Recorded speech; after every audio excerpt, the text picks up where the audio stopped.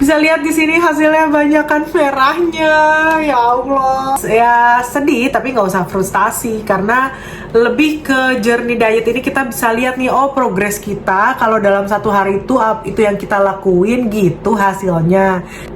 Halo, assalamualaikum warahmatullahi wabarakatuh. Ketemu lagi sama aku Tracy Emerald di series Diet Pasca Lebaran. Nah, ini udah masuk hari ke-6 nih teman-teman. Sebenarnya yang paling aku bermasalah itu adalah konsisten dalam diet kan. Makanya aku sampai bikin journey ini. Jadi gimana hasilnya di hari ke-6 ini? Ayo kita bahas. Allah. Itulah ya, makanya pentingnya bikin video ini tuh biar kita tahu kenapa nih hari ini bisa sampai merah, ya Allah. Jadi kita bahas ya satu-satu nih, komposisi tubuh aku tuh kayak gimana di hari ini, tanggal 21 April. Body score aku turun dari 78 ke 77. Terus body mass index aku masih bertahan di 26,3. Berat badan masih bagus nih, dia satu-satunya yang hijau, turun 0,05 kg. Sebenarnya lebih ke sama aja, tapi lumayan hijau warnanya. Terus body fat nih, ya Allah, kemarin itu udah 36,0%, udah seneng banget aku karena balik dari sama posisinya kayak sebelum lebaran, tapi hari ini naik lagi nih 0,8%. Nah, kalau udah berat badan stuck plus body fat itu naik, yang lain biasanya jadi ikutan jelek nih. Muscle turunnya banyak banget, hampir 500 gram. Protein juga turun, water turun. Nah, visceral fat sama aja, itu emang yang paling stagnan ya di situ.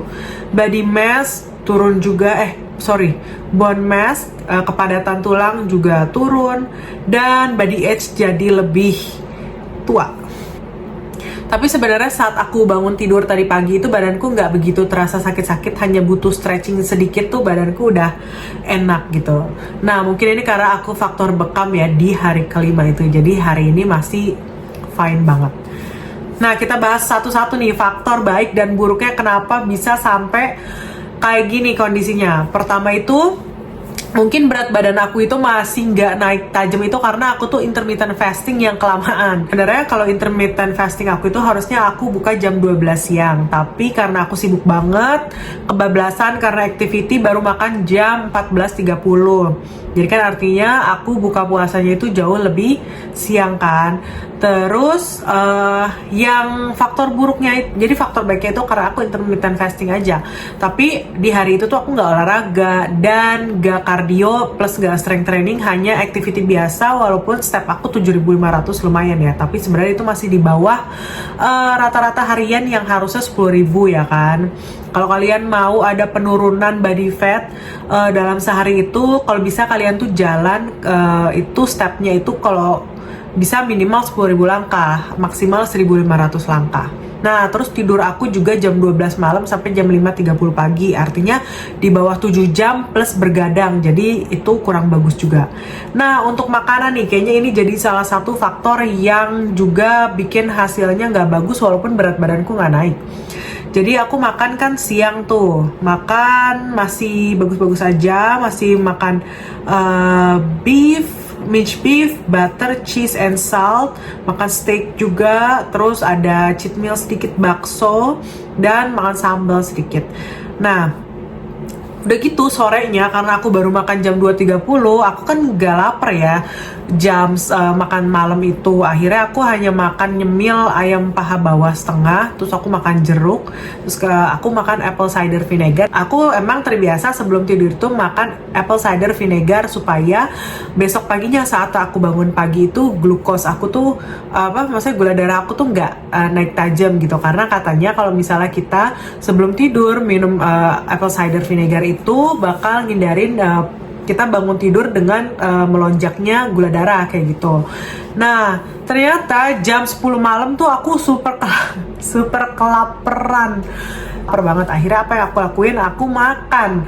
Nah, terus katanya Aderai kalau bisa makan pertama di hari itu dan makan terakhir di hari itu adalah protein kan. Jadi dari dulu aku udah mempelajari bahwa kalau misalnya kita mau makan tengah malam itu hanya boleh protein kayak gitu. Akhirnya aku makan telur 2 pieces, goreng ya kan, pakai butter, pakai unsalted butter gitu, terus telur 2 pieces, pakai bon cabai sedikit, udah kayak gitu aja.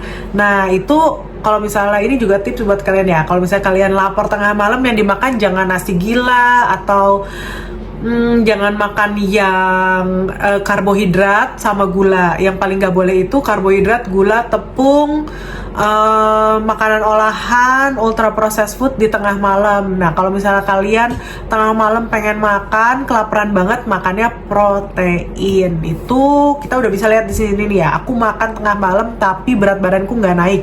Walaupun komposisi tubuh yang lain jelek. Kenapa? Karena ya tidak olahraga, activity-nya juga stepnya kurang, kayak gitu. Terus aku begadang. Jadi wajar komposisi tubuhnya memburuk. Tapi secara kalori itu aku masih gak surplus kalori banget, makanya berat badanku tuh gak naik gitu. Jadi nah kita bisa lihat nih, ini chartnya nih.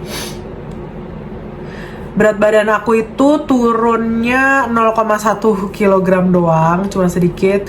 Body fat aku naiknya 530 gram ya kan. Itu banyak banget sih sebenarnya, karena kemarin udah turun segitu, sekarang balik lagi. Sama muscle massnya juga turun 500 gram gitu sebenarnya. Jadi kalau kita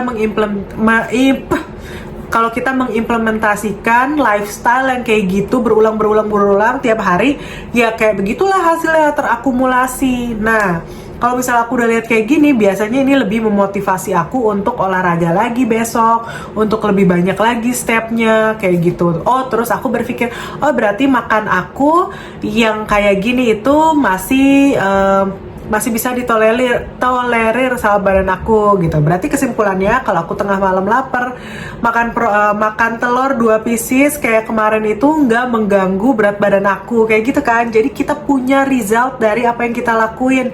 Kedepannya mana yang bisa kita implementasikan, mana yang harus kita hindarin, kayak gitu. Jadi di sini aku bukan mau bikin stres, dan aku nggak stres sama hasilnya, walaupun agak sedih sedikit, tapi aku tahu reasonnya kenapa sampai terjadi hal seperti itu. Gitu teman-teman ya. Jadi ya kita berusaha lagi nurunin body fat, tapi sebenarnya aku nggak yakin besok body fatku bisa turun. Kenapa? Karena besok itu aku ada acara halal bihalal.